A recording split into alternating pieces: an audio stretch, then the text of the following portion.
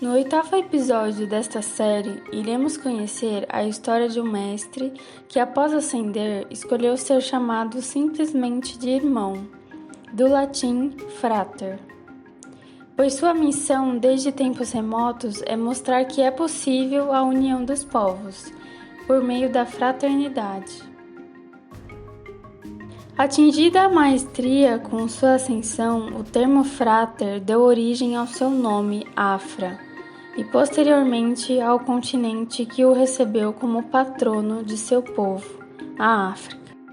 Antes de contarmos a jornada de Mestre Afra, é relevante destacar sobre a origem das raças do planeta Terra e da sua conexão espiritual com a consciência suprema. Primeiramente, do ponto de vista espiritual, não existem diferenças entre as raças, pois todas tiveram origem no coração do Criador e representam os 7 raios divinos e as 7 sendas da iniciação. Todos os seres humanos e suas almas foram criados para se tornarem mestres, trabalhando com determinados aspectos divinos.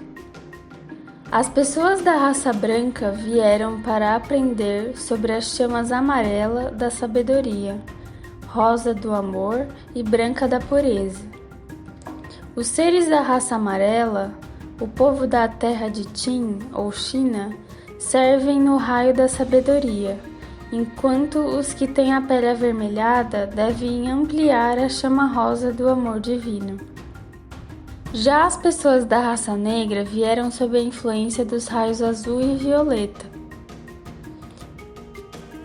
Em uma civilização antiga do continente africano, as pessoas tinham a pele com um tom azulado e violeta. Estas cores vinham do Deus Pai e Mãe, de Alfa e Ômega, o princípio e o fim, e o primeiro e o 7º raio. Portanto, a raça negra veio ao planeta Terra para ancorar as energias e aprender sobre a influência do raio azul, do poder, vontade e fé, e do raio violeta, da liberdade, justiça e misericórdia. Há milhares de anos atrás, existiu uma civilização chamada Lemúria, onde as pessoas de todas as raças provinham da luz do corpo causal da consciência suprema e viviam em harmonia umas com as outras, em uma era de ouro. Nessa época, as cores puras do arco-íris eram refletidas nas peles e nas auras dos humanos. Porém, os anjos caídos que haviam invadido a Terra começaram um processo de ruptura com um plano para destruir as raças azul e violeta, distorcendo os rituais sagrados desse povo e implementando estratégias por meio da divisão para dominar. Dessa forma, a inserção da dualidade foi aumentando e a separação interna foi refletida para o exterior. A partir daí, uma tribo começou a escravizar a outra, e a união fraternal que existia entre os filhos divinos foi destruída, permanecendo até os dias de hoje. Afra viveu há 500 mil anos no continente africano, onde hoje conhecemos como a Ilha de Madagascar, um lugar com características de clima e vegetação tropicais e áridas. Naquela época, as energias da antiga Lemúria se morfavam e se sobrepunham sobre o continente africano, mantendo o equilíbrio e harmonia entre os povos. Mestre Afra relatou que pertencia à família do governador de sua cidade e que passou uma infância tranquila, sem dificuldades, pois as famílias tinham uma vida autossuficiente em que produziam seus próprios alimentos e prosperavam. Seu despertar ocorreu ainda criança, quando estava em uma atividade de caça com seu animal de estimação, um jaguar de nome Guanina. O evento se deu enquanto corriam e, após avistar uma presa, Guanina, antes de atacar, voltou-se para ele, olhando-o fixamente, como um pedido de permissão. Então, neste momento, percebeu sua conexão com o animal e com a natureza ao seu redor. Depois disso, ao longo dos anos, seu quociente de luz foi aumentando.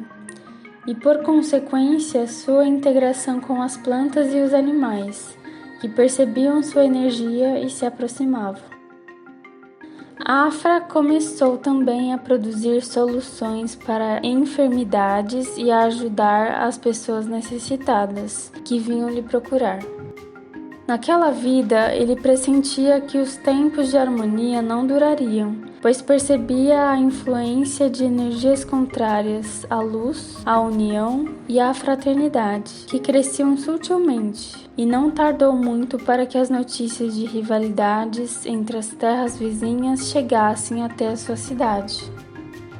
As energias das trevas e das divisões tomaram força e dominaram os povos, porque a chama trina no coração das pessoas se apagou, fazendo com que a rivalidade e o medo crescessem, prevalecendo a face obscura, antagônica aos princípios divinos dos raios azul e violeta, relacionados ao poder, vontade, fé, liberdade, justiça e misericórdia.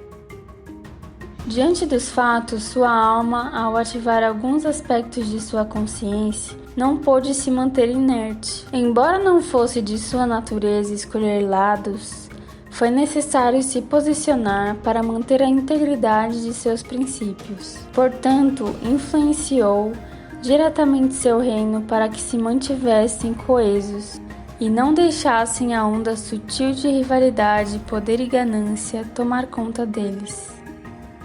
Afra começou a ensinar sobre fraternidade para as crianças e se tornou o porta-voz da expressão divina, falando sobre a verdade da consciência em um esforço para acender a chama do coração de seu povo.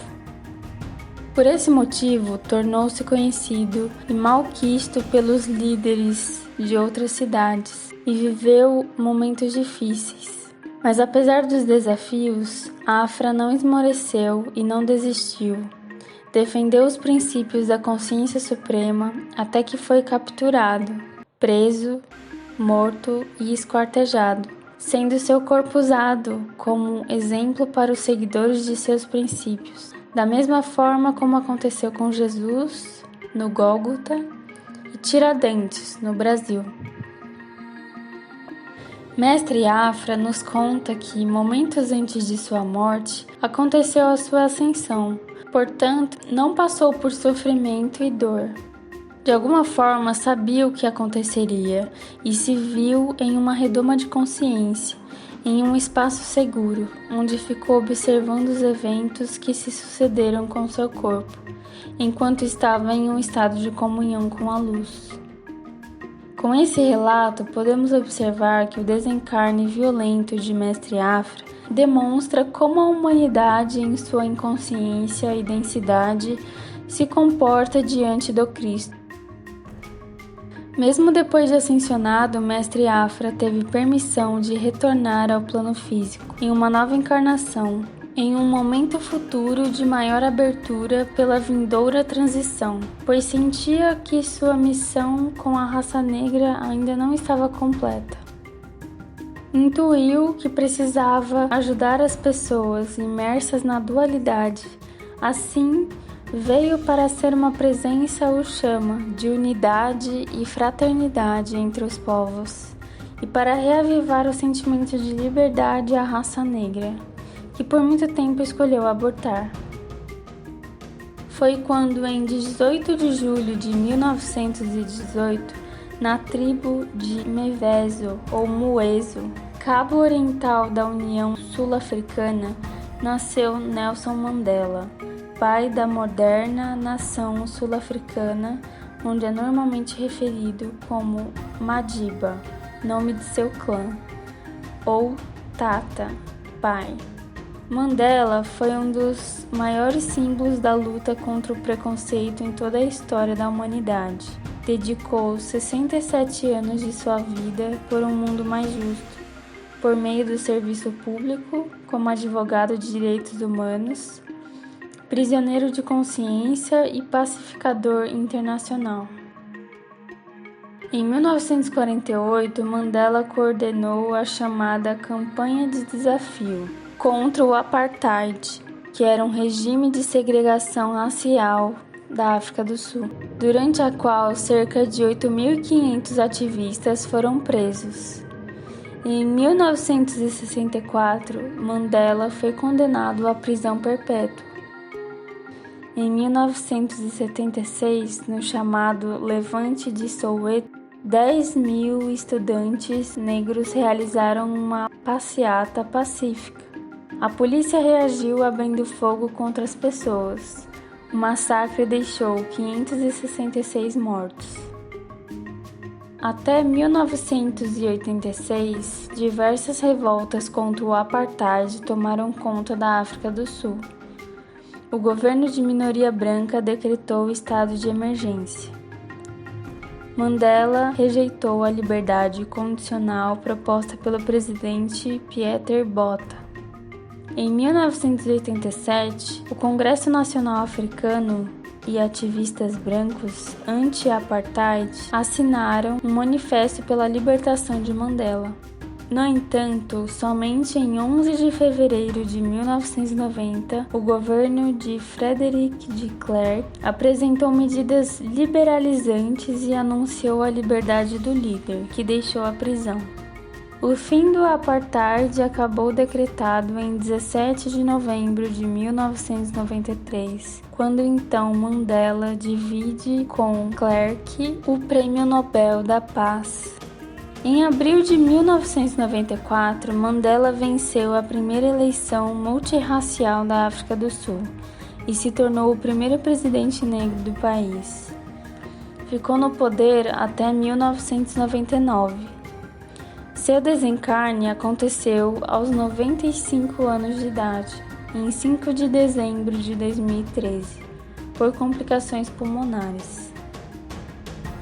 Nelson Mandela tornou-se um dos símbolos da liberdade, justiça social, direitos humanos e da paz. Ele foi a mudança que desejou ver no mundo. Ícone dos séculos XX e início do século XXI, foi homenageado pelas Nações Unidas, quando esta declarou o dia 18 de julho, dia de seu nascimento, como o Dia Internacional de Nelson Mandela. Em 1976, em Accra, Gana, o mestre Ascenso Afra, enquanto Mandela, falou sobre os poderes e os perigos de ser uma nação, enfatizando aspectos da unidade e da dissolução das diferenças no fogo do Espírito Santo.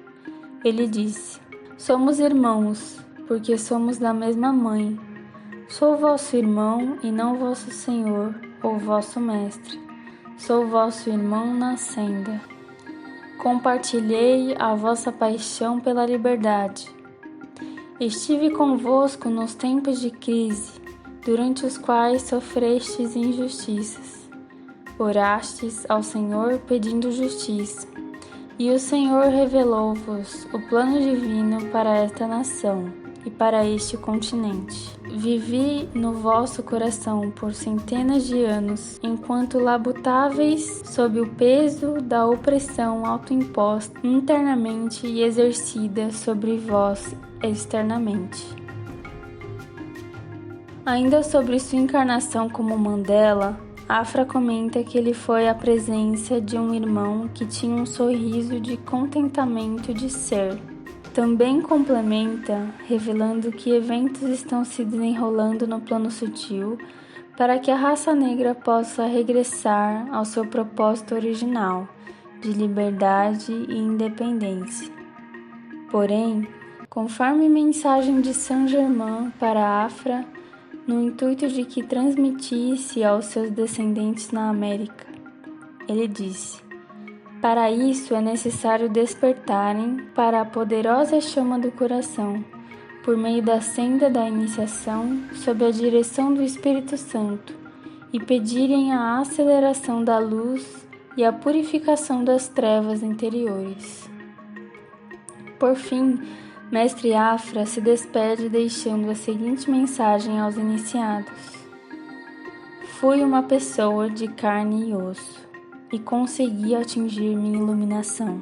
Termino dizendo que cultivem o amor a si mesmo e ao próximo, com atos, palavras e sentimentos, pois o espírito fraterno habita em si.